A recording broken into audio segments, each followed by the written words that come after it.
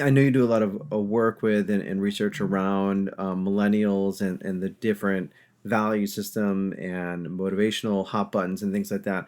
What are some of the key differences between the millennials and other demographic groups around what it means to be engaged and what they're really looking for in today's work environment? Yeah, so one of the definition we're kind of working on as a research team right now is looking at the amount in which an employee is willing to invest in the success of an organization.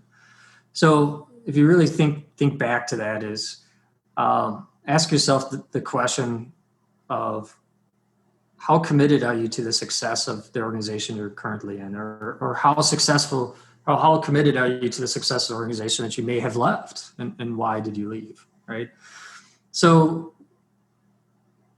when we look at employee engagement, it comes down to a lot of vigor. Like, what's their vigor and what's their absorption and what's their dedication, which really means how much time and energy does the employee really want to put into the organization?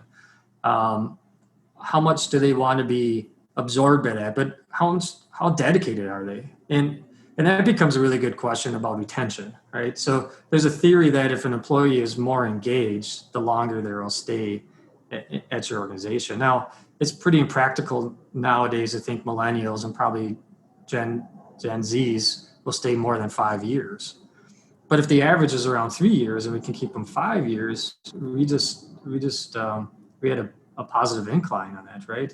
Especially when you look at it, an employee leaving costs us about $20,000 a year, or $20,000 every time an employee leaves. So we have to dive down and figure out what are some of these differences between what we call generational cohorts. So when we talk about years, birth dates, and when you see stuff on media and papers, the years fluctuates. But what really doesn't fluctuate is their life experiences and how those life experiences growing up really shape their beliefs and values. So for me, in my generation, um, we want to work 60 hours a week. That's like who we are. 50, 60 hours a week, we're working, we go to work, we come home and work and wake up when we work, and we try to find time to sleep. And we're giving back to the organization, 100%, at work and at home. And that's kind of what drives us. And that's good. That's a sign of engagement. But as we're studying millennials, it's a little bit different. They're willing to put in 50 hours, 45 hours a week. They're really go above it and beyond, but they don't want to do that all the time. They want to do it when they find value in it. That's to say, you're a agricultural business and it's high time, right? It's winter time. You're trying to get products out the door, to the shops for the farmers to buy. You understand that you're going to have peaks and valleys, but they also want to have time, like that social life balance, right? They want to make money so that they can go hiking and climbing and have social time.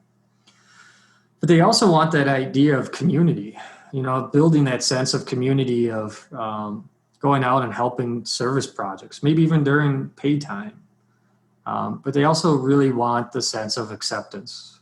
Back when I started in my professional career, I would hear older generations say, kid, you're 18 years old, you can't talk now.